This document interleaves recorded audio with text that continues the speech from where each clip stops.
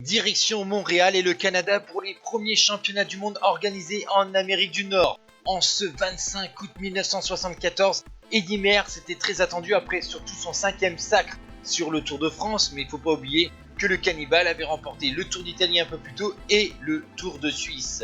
Eddy Merckx était alors âgé de 29 ans, il avait connu aussi un printemps délicat puisqu'une bronchite l'avait empêché de réaliser des performances sur les classiques d'un jour qui lui tenaient tant à cœur.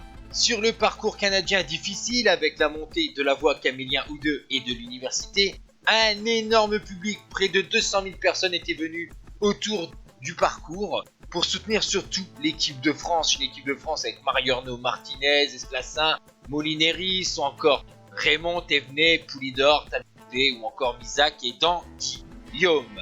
Les Français ont mis le feu aux poudres dès le début de la course avec d'abord Campaner qui est allé à l'avant de la course. Ensuite, on a eu un bel effort après 128 km de course. Bernard Thévenet est parti tout seul. Derrière les Belges, étaient obligés de rouler derrière le prometteur coureur français, Roger Devinminck, José Bruyère, José Swerts et surtout Freddy Mertens. Je vous rappelle, lors du dernier championnat du monde, avait un petit peu joué sa carte personnelle et avait enterré les espoirs d'Eddy Merckx. Cette fois-ci, Freddy Mertens a roulé pour le Cannibal. Et lors du dernier tour, ils ont rejoint donc Bernard Thévenet qui était à bout de force. Pendant ce temps-là, lui, Eddy Merckx a épinglé le groupe. D'abord, Van Springel a roulé pour son leader. Ensuite, Eddy Merckx a attaqué à plusieurs reprises pour s'isoler. Ils étaient plus que 5 derrière Thévenet.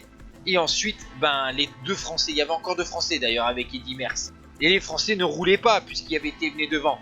Et lors du dernier tour, Eddy Merckx a profité d'une ascension pour faire la décision. Il a accéléré et seul le vétéran Raymond Poulidor, 38 ans, a réussi à prendre la roue du Cannibal.